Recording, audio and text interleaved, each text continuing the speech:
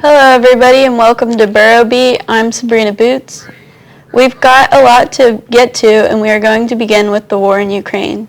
We know it can be hard to keep up with everything that is happening, so let's walk you through what you need to know. A Ukrainian government official says the city of Avdiivka and surrounding areas have been hit by Russian aircraft and artillery fire.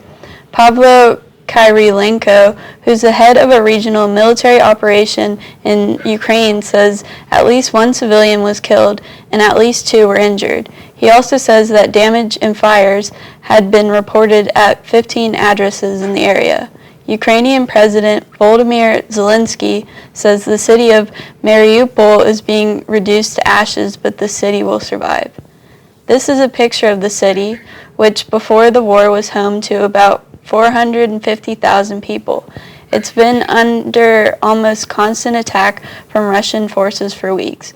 In fact, a foreign policy chief from the European Union says the attacks in Mariupol are a, quote, massive war crime. In a new interview, Zelensky says his country will not submit to Russian ultimatums. Zelensky said his country just couldn't meet those demands. Ні кияни, ні президент, ми не зможемо це зробити. І ми навіть це бачимо в окупованих містах, в Мелітополі, Бердянську, в цьому направленні. Так, коли вони заходили, люди не віддають їм. Back here at home, President Biden is warning of, quote, evolving intelligence that Russia might be planning cyber attacks against the United States. He released a statement saying companies need to make sure they can withstand a potential cyber attack from Russia. His administration recommends that companies use multi-authentication. That basically adds more steps to be able to log into computer programs. You should also talk with cybersecurity professionals to make sure your computer systems are protected. They also recommend you update your passwords to protect stolen credentials from being used, backup and encrypt data, and educating employees on cybersecurity. Earlier today, we talked with an Edinboro student from Ukraine. He shared what it's like being thousands of miles away from home while some of his friends defend their country. He also talked about the response from the United States and whether it's enough. Also, what his future plans are once the semester is over. We'll share his full story next week. Okay guys, switching gears now to a much later story. St. Patrick's Day, specifically St. Patrick's Day milkshakes at Pogue, hosted by UPB. I'm with the catering department, and we are catering for UPB for their Shamrock Shake event on campus today. So I am making shakes and topping them off all kinds of toppings and whatnot. I think just all the festivities that come out of it, the events, the food, the gathering of people. I'm volunteering for my sorority. I'll be Sigma Alpha today. Just so we can keep track of who's coming to the events. That way we can gain interest. So if lots of people are coming to this one, it would look so similar. Honestly, the vibes, the festivities, I guess. Probably just the color, to be honest. I'm not a big St. Patrick's connoisseur.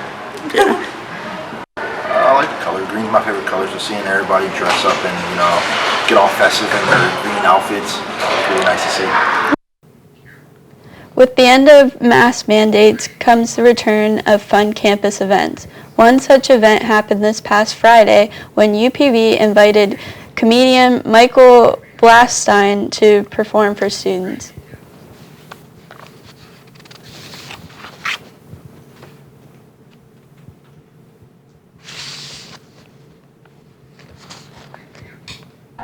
It feels really nice, especially coming out of COVID, that we could sit around in a group and have our masks off. I really like events like this. It's the reason I joined UPB. I feel like it's a great way to get out of your dorm, have some fun on campus, and meet new people as well.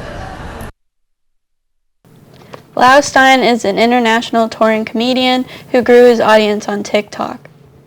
COVID mask mandates have been changing across the country and on campus following the impressive decline in cases.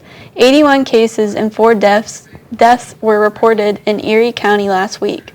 This is a huge difference from last month when the county had around 600 cases a week. On campus, no new cases have been reported since spring break, and only 3 have been reported the entirety of March. Before spring break, the university also announced a change in the masking policy. While cases stay low, masks are no longer required inside campus buildings.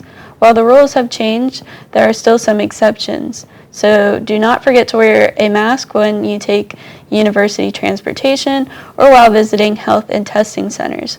The university says the mandate can return at any point if cases rise. With rumored reports of a new variant, who knows how long the new rule will last. 5 LGBT students are displaying their art in room G12 of Doucette.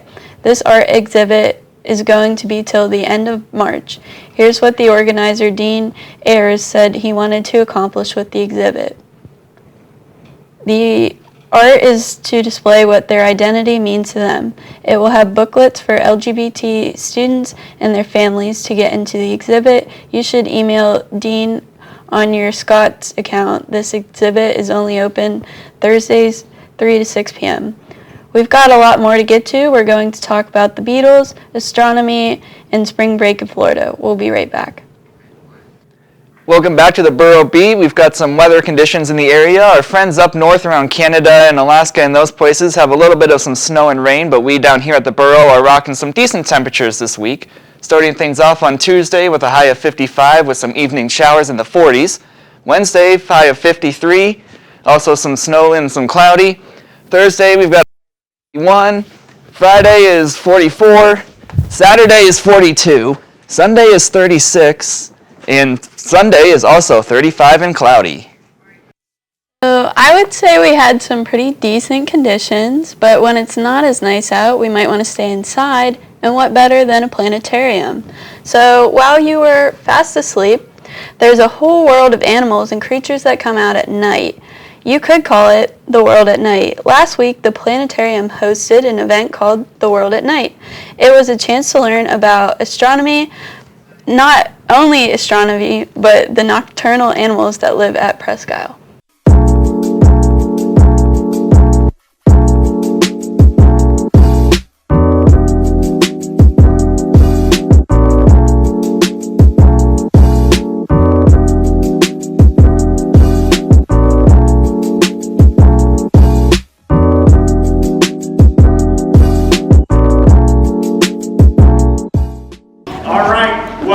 We've got a really exciting show for you tonight, and it's called The World at Night.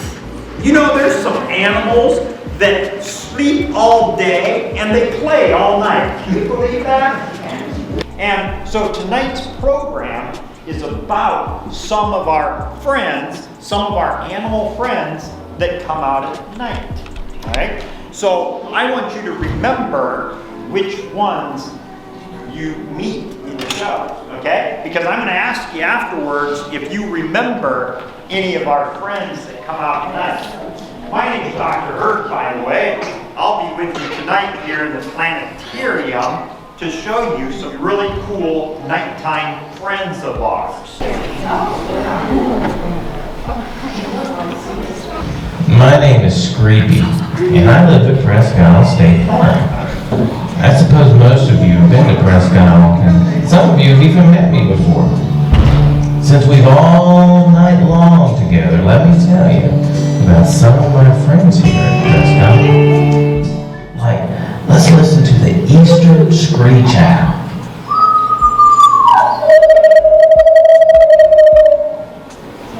And this is what the Barred Owl sounds like.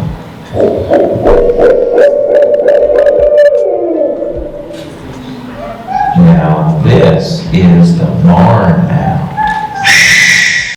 Get ready because here comes the sun. The Planetarium is hosting a late show across the universe featuring music from the Beatles' Abbey Road and the Rush album 2112. So come together and put in your reservation by calling or emailing Dr. Hurd or go through the Edinboro Planetarium website. What did you do over spring break? Sleep? Go on a trip? Do nothing? What about playing baseball in Florida? That's exactly what our club baseball team did. So how'd they do? Let's take a look.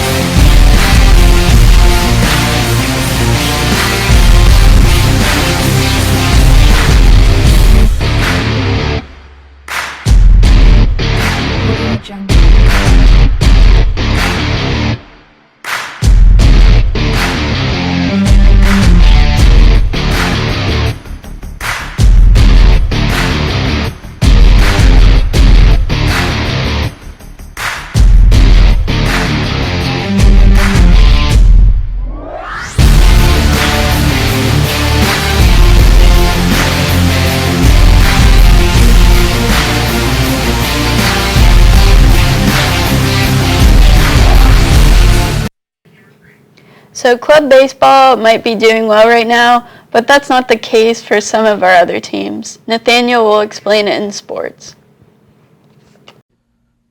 First up for sports this week, we have Lacrosse versus Lake Erie, a loss 8-6. Starting off the game, we have Sophia Borodani with 5 seconds, left in the first quarter. We are going to move on to the second now. Second goal is going to be by Tracy Koval, followed by Maggie Anderson in the second. Edinboro up 3-2 going into the half. Edinboro's third quarter goals by Tracy Koval and Maggie Anderson, but mostly dominated by Lake Erie. Rounding out the game in the fourth, we have the final goal by Amanda Kissinger with 22 seconds left in the game. Next up, we have Lacrosse versus Gannon. Due to some technical difficulties, the clips were not retrievable for this game, but Gannon dominated the whole game. First goal within the first minute and second of play, and just continued to lay it on to the Fighting Scots. Fighting Scots on the road for the foreseeable future. Next home game is going to be April 5th against Lockhaven. That will be a 4 p.m. start on Tuesday, April 5th at Sox Harrison Stadium. For ETV, my name's Nathaniel Thomas. And that's our show. Thank you for watching. Make sure you follow us on Instagram at Edinboro Now, and we'll see you next week.